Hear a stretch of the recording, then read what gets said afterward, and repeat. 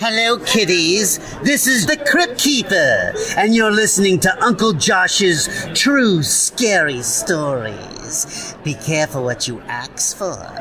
You may get it.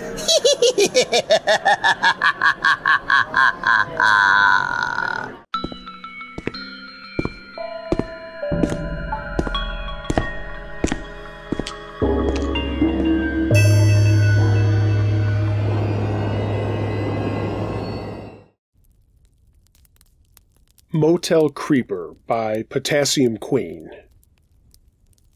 I'm not sure of all the details anymore, as I have dissociative disorder, so there may be some small plot holes here and there. When I was 14, me, my stepmom, and 3 of my siblings were staying in a motel in a small tourist town while making our way to Atlanta. I'm a visibly trans guy. I don't pass well enough for people to look at me and assume male, but I pass well enough for people to assume that I'm a transgender. My siblings were in the room while me and my stepmom were sitting on the stairs outside and talking. A random man who had seen my stepmom at the bar downtown earlier approached us and began chatting. He had brought beers for my stepmom and popsicles for me and my siblings. There was this weird, grossed-out feeling in my stomach, but I decided to let it go and kept sitting with my stepmom and eating the popsicles. I was a greedy kid and ate them all before my siblings could know that there were treats. He kept glancing at me, mostly towards my crotch and chest. It was around 2 a.m. when I started to feel sick, and I went back to the room. I deadbolted the door and texted my stepmom that I felt sick, and I sat on the floor in front of the toilet for what felt like hours, dry heaving and trying to make my head stop pounding. My siblings were already asleep, and it was only an hour later when I heard a knock on the door. Then my phone went off. "Can you unlock the door?" my stepmom texted me. My heart felt like it was in the pit of my stomach when I opened the door and saw her and the man standing there. The man kept staring at my chest, then back at my face with a weird, creepy smile. My stepmom said goodbye to the man and walked in, and the man waved at me and left. I shut the door and locked it again, looking out the peephole to make sure he was gone. My stepmom laid down beside my little brother and almost immediately fell asleep, but I stayed awake, terrified. At 4 a.m., I heard something scraping against the concrete floor outside of the door. My blood ran cold as I walked as silently as possible to the door and looked through the peephole. I saw the man standing there, reaching for the doorknob. I tried to suppress a sob as I stepped back, looking through my duffel bag for my pocket knife and pepper spray. I tried to wake up my stepmom, but she was completely knocked out, and my siblings are extremely heavy sleepers, so I wouldn't have been able to wake them up either. Then the dreadful, awful nausea came back. I couldn't keep myself from puking all over the floor, and just after, the man started trying to open the door. I was dizzy. I could barely think, but I held my knife and pepper spray tightly as I stood, waiting. After a while, he stopped trying to open the door. I built up the courage and looked through the peephole and saw him staring into the peephole at me, smiling, his head tilted. I saw his hands move up, and he made some gestures. First, he pretended to slit his neck with his thumb. Then he made that sex gesture, the one with the finger going in and out of the hole. Then he slowly turned and walked away, his face still locked on the peephole. I stayed there and stared out for a long time, and when I finally felt safe enough to walk away, I heard a large thump behind me. My heart pounded in my ears as I slowly turned around. I was expecting to see the man in my room smiling at me, but it was just my brother. He rolled out of the bed in his sleep and hit the floor.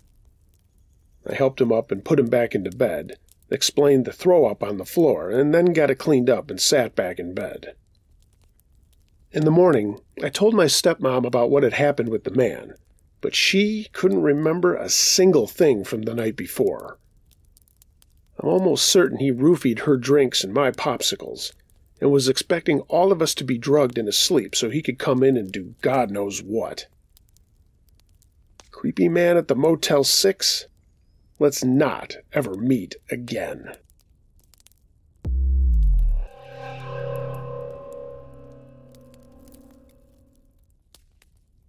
Barely Escaped the Guys by Flower Lily 97. This actually happened about 2 hours ago. I, a 26-year-old female, and my boyfriend, a 36-year-old male, decided to go to the store to get oil. We have to travel like 45 minutes just to get out of the bad part of the city, but it's the only European store that has the actual stuff I grew up eating. My family and I are from Ukraine, but live in the U.S. It's difficult finding authentic places that have exactly what we had always had, and this was the only place I had found that had it down to the exact brand. As we were driving, we were on a 3-lane road. We needed to get into one of those midsection U-turn type of lanes, so we got into our left turn lane, and a black car blitzed from the far right lane through the middle lane to cut us off at the left lane, which my boyfriend and I were like, what the fuck? And they stopped at a green light for the U-turn. My boyfriend gently honked twice in a nice way in case they were on their phone to go, since it was our green. They went forward, and we got to the parking lot directly on our right to the store that we needed to go to. The car in front of us was now in the far left lane, went through another 2 lanes, and drove onto the sidewalk to get into the parking lot we were going into. He nearly rode on our bumper, pressing on the horn the entire time we were driving. My boyfriend eventually decided to stop a few feet further than the store instead of parking at it. And at that point, I realized his car camera was not on. I can't remember the name in English. It's a camera that records in front and back as you drive. I tapped it since it usually started recording when it feels motion. And it didn't turn on, and we realized that somehow it disconnected from his car. As he was trying to get the camera plugged back into the car, the black car pulled up and I saw 3 guys looking about 18 or 20 in age. All 3 were African American, and they rolled their window down, and the driver reached for something. He was about to take it out, and I was screaming at my boyfriend, "Just drive! Go! Just go!" My boyfriend slammed onto the gas and we drove off, but the black car did too. My boyfriend suddenly began doing donuts in the parking lot to get their car to back off while I was screaming, "Oh God, the police! Call the police! I need to call the police!" And I managed to dial 911 as he was doing his last donut, and then suddenly began driving out of the parking lot. The black car was still chasing us, and I finally got an answer. The police asked where we were. I blanked and stuttered in panic that we were currently being chased, and my boyfriend yelled out what road we were passing. He used to be an Uber driver for like 7 years and knows every street name by heart. These guys kept going after us until we were about 3 or 4 blocks away from the police station, and we stayed on the line with them. The guys probably realized where we were going and swerved to a random road on our left. And at some point we got disconnected, but the officer called me right back and stayed with us as we pulled into the station. We explained what had happened, and the officer was nice. He offered to escort us back to the store following our car in case the guys were still there. And we showed him the skid marks, and the officer said nice as a joke. It was all good. He did some paperwork as we grabbed the sunflower oil I wanted, and had my boyfriend try authentic Slavic ice cream for the first time, which he agrees is 100% better than American ice cream. We decided to cut our trip short, thanked the officer, and went home. My boyfriend said he was amazed at how quickly I made all the right decisions and was surprised I even called the police, because I have a history of being SA'd by 2 on-duty officers about 4 years ago, and since then I've been too terrified to call or speak to any officers. I was so terrified of getting shot, my only priority was to contact the police so my boyfriend was safe if something happened. I was so terrified my chest hurt, and I'm so happy we are safe. My boyfriend is now laughing, saying he can prove front-wheel Dodge cars can do great donuts. but I genuinely hope I never see or run into those 3 guys ever again. Edit. My boyfriend keeps jokingly saying to all of our friends, all of that for just some damn sunflower seed oil. He wants us to keep that bottle and just refill it as a memento for dealing with all of it, just to get that one thing. Uncle Josh note. In another update, the author mentions that the dashcam footage actually did capture what happened once they slapped it. I've shared a link to the dashcam footage. Look for it down in the description.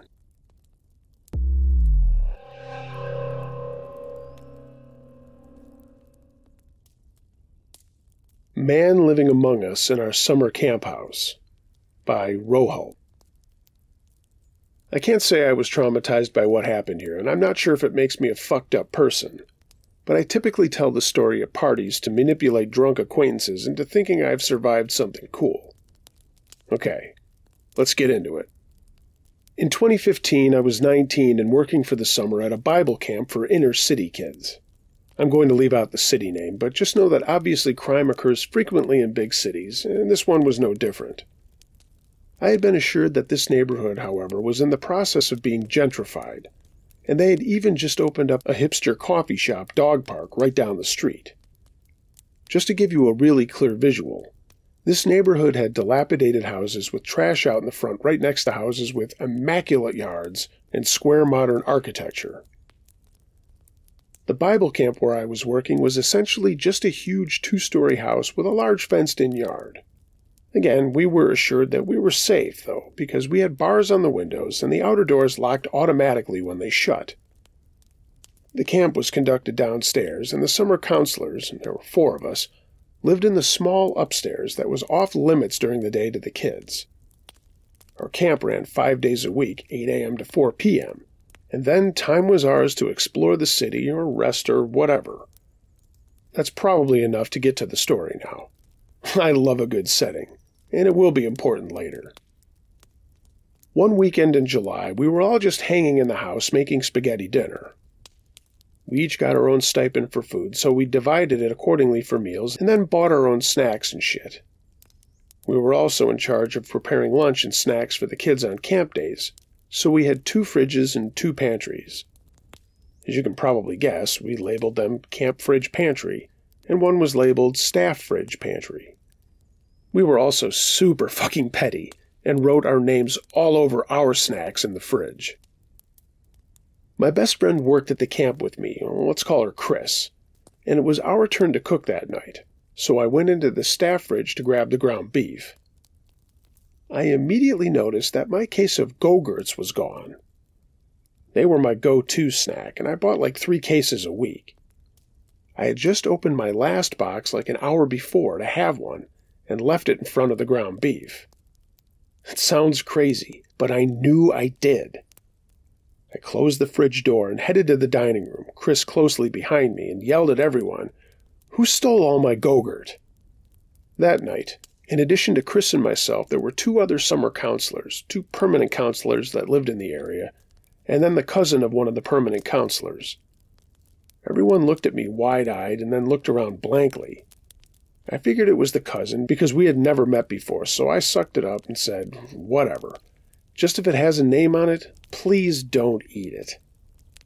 Then I pulled Chris back into the kitchen to finish up the spaghetti. We all ate dinner, and then the 2 permanent counselors volunteered to do the dishes because we let them eat with us. The rest of us headed back upstairs to get comfy in the sitting room on the couches and turn on Family Guy. We were only like 2 minutes in when the cousin, we'll call her Sarah, said, "Wait, I can't find my phone or wallet." I paused the show and rolled my eyes, still annoyed about my Go-Gurts. And Chris said, "Where did you last have them?" Sarah said she left them on the couch before we went downstairs to dinner. So naturally, we all started looking around the small room, turning over couch cushions, looking under the couches, behind them, under blankets, really wherever. Finally, we were like, "Are you sure you didn't just leave them downstairs?" She agreed with us and headed downstairs to look with the other 2, and Chris and I got into our room, which was connected to the sitting room. We flopped down on the bottom of our bunk bed, and I proceeded to talk shit about Sarah, who I felt like was ruining our chill night. Our door was open, and I'm shocked when I saw a hand kind of sneak into view, like it was going to grab the door frame.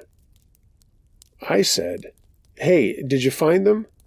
thinking that it was Sarah or the other two had somehow made it back upstairs without me hearing them and having heard me talk shit about them for the past 5 minutes.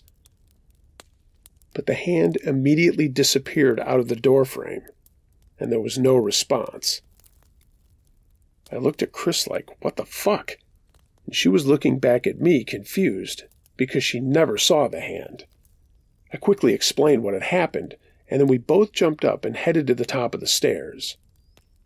We yelled down for the others, and they yelled back that they hadn't found the things yet. By that point, I was freaked the fuck out, because who was up here with us? Of course we're those people, though, and we started looking around upstairs in our bedroom, the other bedroom, and in the sitting room. We found nothing and no one. We decided not to say anything yet because I might sound insane.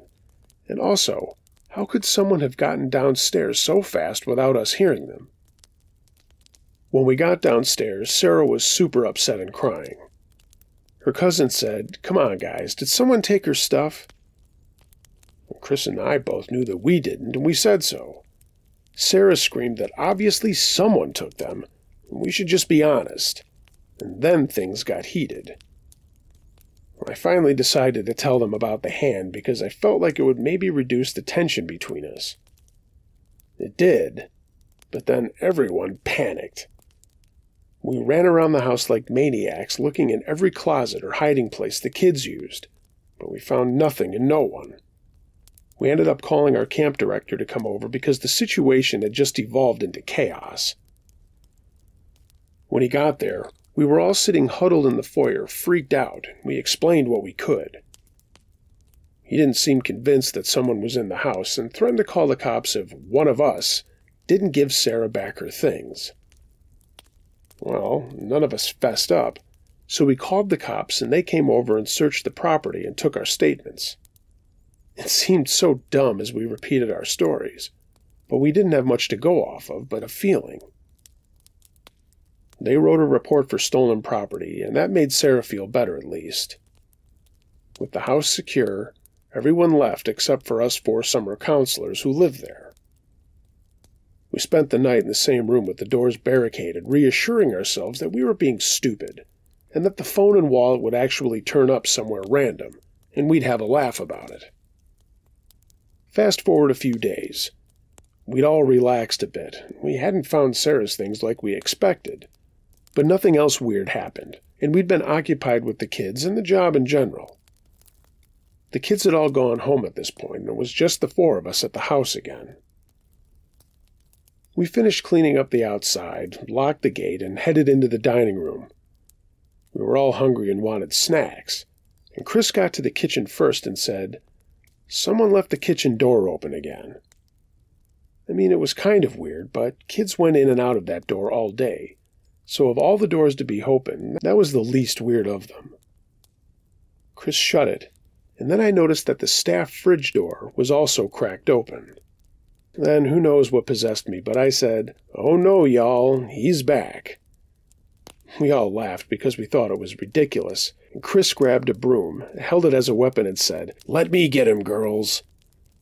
She started to throw open the pantry door screaming, "Where the fuck are you, motherfucker? And we know you're in here. Show yourself." I followed behind her laughing, but at the same time started to inexplicably feel uneasy and nervous. Chris continued her charade into the next room, throwing open 2 more closet doors, then moved into the front room and opened that closet door. She started another confident, "We know you're—" and she stopped mid-sentence and screamed so loudly, skin on my neck prickled. Then she threw the broom in the closet and sprinted out the front door, leaving it open. My heart was pounding so fucking hard at that point, but I was thinking she was just messing with us. So I turned around and went the other way into the foyer and out the front door. I saw Chris booking it down the street towards the coffee shop, and I was like, okay, what is she doing? As soon as I turned back around to find the others, he was just there. An older man, looked really dirty and hardly had any teeth.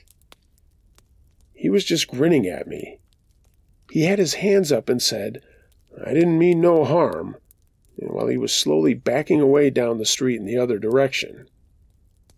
It was so creepy because even though he said it like he didn't mean it, it was his tone and that grin. It was like he was mocking me.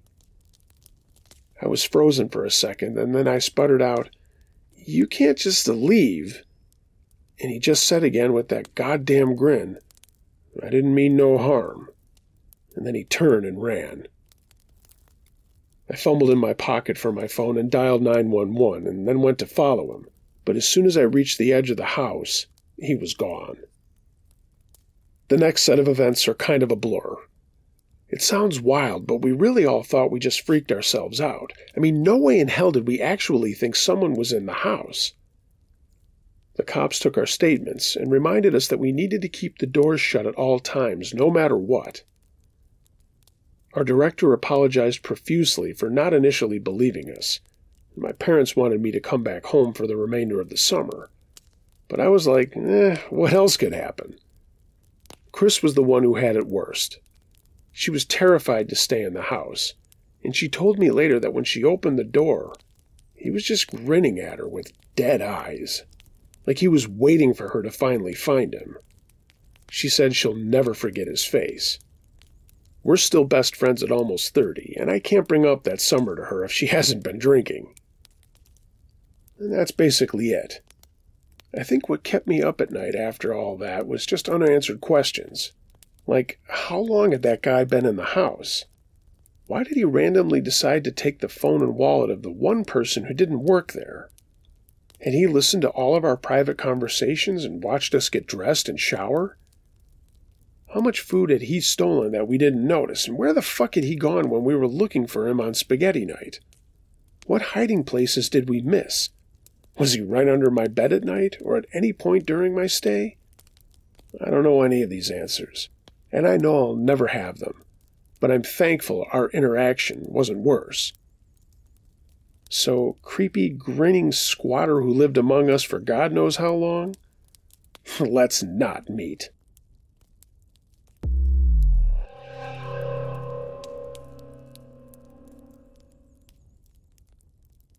My Abusive Ex Stalking Me by They Call Me Boba. I'm a 17-year-old girl, and when I was 14, I liked older guys.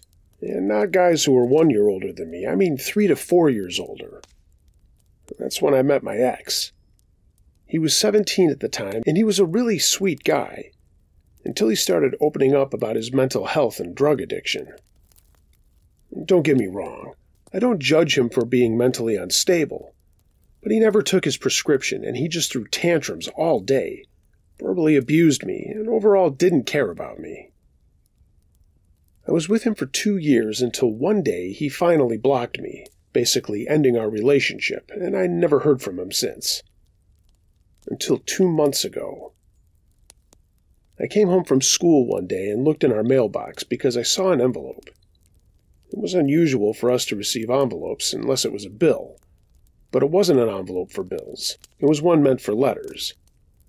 I put it in my purse and went inside the house. Then I went into my room after I said hi to my mom and opened the envelope. There was no return address or anything like that, but my name on the letter caught my attention. I never received letters from anyone, and I was worried to see a signature that I recognized on it. I started reading the letter. Well, hardly, because the writing was awful, but the person who sent it was telling me how they regret letting me go and that they wanted me back. I thought it was one of my friends playing a stupid prank on me, so I brushed it off and put it in my drawer, laughing about the situation. Later that night, I was about to go to sleep when an unknown number showed up on my screen. I looked at my screen confused because I barely received such weird calls from unknown numbers. I didn't really want to pick up, but I thought maybe it was one of my friends trying to pull one of their prank calls on me, as usual. I picked up, and I heard breathing. "Hello?" I asked. No answer. Beatrice, are you this bored that you want to pull pranks on me? Still no answer, just heavy breathing on the other end. All of a sudden, I heard his voice. Who's Beatrice? My eyes opened wide, and I hung up. I stared at the ceiling in disbelief, and I put my phone on silent mode and just went to sleep. I didn't think for 1 second that this phone call was about to be the beginning of my biggest nightmare. I woke up the next morning with several calls from that unknown number, and I got a little scared. I opened my phone and saw messages from the same person telling me to pick up and to just talk to them. I tried to ignore it, but the calls and messages continued even after I got to school. When I was outside the school gates and smoking a cigarette with my friend, I got another call. I answered and said, "Dude, who the fuck are you? Why are you calling me?"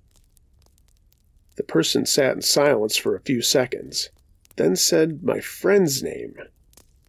My friend heard their name and asked me who the fuck I was on the phone with.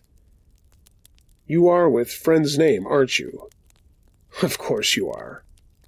I can see you." I looked around and didn't see anyone other than my schoolmates. And there were only 6 people around us, and nobody was on a call or anything. I got creeped out and hung up. I recognized the voice, and it was my ex.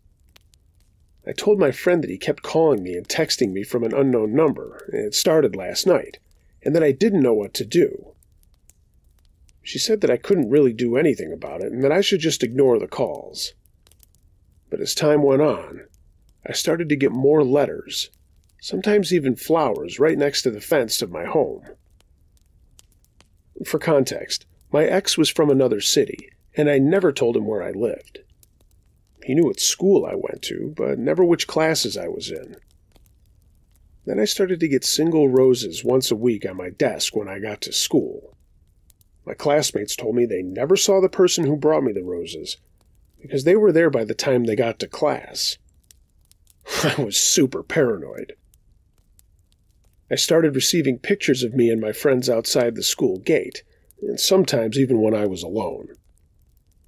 I was shitting my pants whenever I saw the unknown number pop up on the screen with a picture attached to the message. I finally had had enough one day, and I called his number that was saved in my phone. I called him, but he never picked up. I started texting him on the apps that I didn't get blocked on, and told him to stop or I would contact his boss and complain about his behavior, and even make fake complaints about his service at work so that he'd get fired. He really needed his job, so he left me alone for like a week. But then I started to see him on the street, in public transport, and outside my school.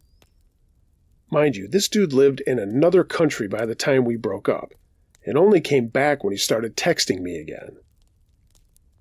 I asked some of his friends about the time he got back, and they told me that he came back into our home country the same day I started getting the calls.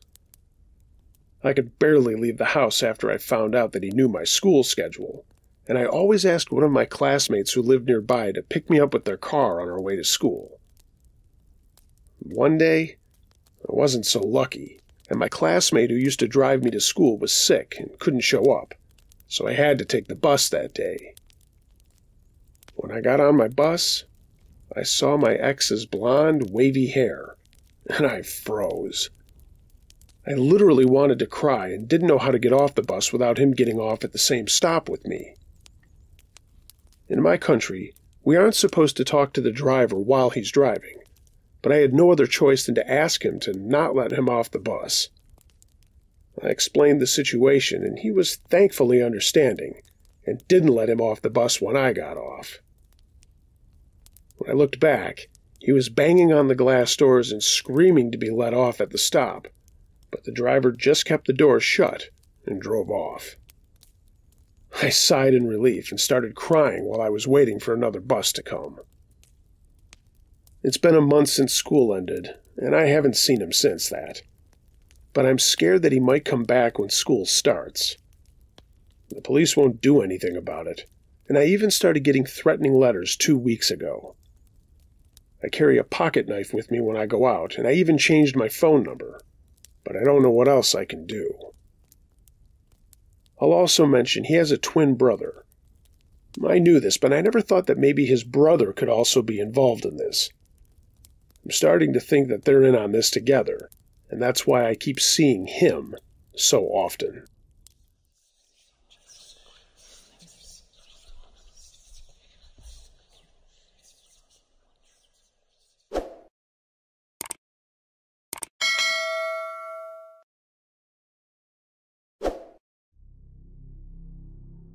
Hey gang, thanks for listening to this episode of Uncle Josh's True Scary Stories. If you have a true scary story of any nature that you'd like to hear on this channel or my podcast, email it to unclejoshtruescarystories@gmail.com. I read them all. If you haven't already, please like, share, and subscribe to my channel. Hit the notification bell for every time that I upload, and of course follow me on social media. Links to that are in the description below. Also, leave a comment and tell me what you thought of the stories. I'll get back to you as soon as possible. If you'd like to take your support a little bit further, find a link to my Patreon page in the description, as well as consider buying some merchandise. Get yourself some Campfire Crew and Uncle Josh stuff. Everyone will love you for it. A link to my TeePublic storefront is down there too. And as I am wont to do from time to time and to lighten the mood a little bit, I'd like to share a new video and song from the extremely talented Erin Hoyle. Erin is the daughter of a guy I've known for quite some time, and if you're from the Western New York or Southern Ontario area, you know him too. Her dad is Jeremy Hoyle of the Strictly Hip. Erin is wicked talented, and I hope you'll enjoy her video and song, Wildfire. Also, you can find her on all streaming platforms and check out her website, erinhoyle.com.